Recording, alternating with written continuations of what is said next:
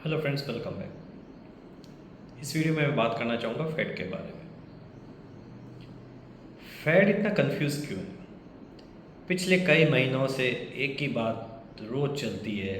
हर रोज़ कोई ना कोई फेड का मेंबर आता है, कभी फेड के चेयरमैन आते हैं, कभी एक स्टेटमेंट देते हैं, फिर थोड़े दिन बाद आते हैं दूसरा स्टेटमेंट देते हैं, फिर तीसरी बार आते हैं तीसरा स्टेटमेंट देते हैं।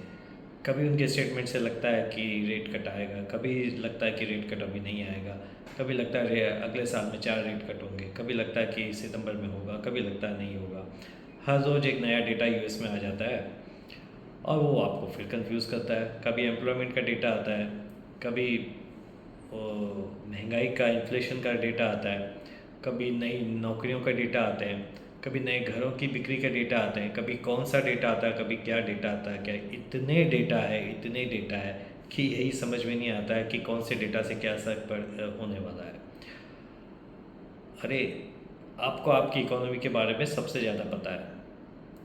वहाँ इतने बड़े बड़े लोग बैठे हैं, बहुत लोग हार्वर्ड से पढ़े हुए हैं, बड़े बड़े लंदन स्कूल ऑफ इकोनॉमिक्स से पढ़े हुए हैं, पता नहीं कहाँ कहाँ से पढ़े हुए हैं। हम लोग तो हिंदी मीडियम से एक साधारण स्कूल से पढ़ के आए हैं। हमें तो इतने सब इंग्लिश आती नहीं, इतने सब जागरन्स आते नहीं हैं जितने आप लोगों को आते हैं। ठीक है, तो आप इतना कंफ्यूज क्यों हैं? और अगर आप रोज़ अपने स्टेटमेंट चेंज करेंगे तो दूसरे जो इन्वेस्टर है उनको तो कुछ समझ में आएगा ही नहीं। आपको जब भी रेट कट करना है आप कीजिए, जब नहीं करना नहीं कीजिए। थोड़ा हमेशा ये तो देखिए आपने पहला स्टेटमेंट क्या दिया है, उसके बाद में अगला स्टेटमेंट आप क्या देते हैं।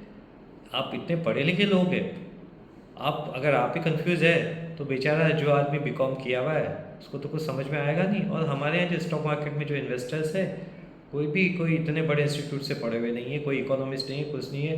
कोई बीकॉम किया, किसी ने 12th किया, कोई ग्रेजुएट है। और ज़्यादातर लोग जिन जो बहुत बड़े इन्वेस्टर्स है वो कहीं कोई हार्वर्ड वगैरह से कोई बड़े इंस्टीट्यूट से पढ़ के आए नहीं है, लेकिन शायद उनको इकोनॉमिक्स आप लोगों से ज़्यादा आती है।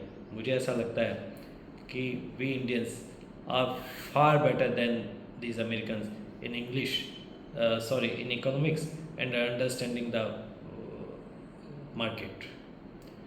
तो फेड को चाहिए कि अपने स्टेटमेंट पे कायम रहे।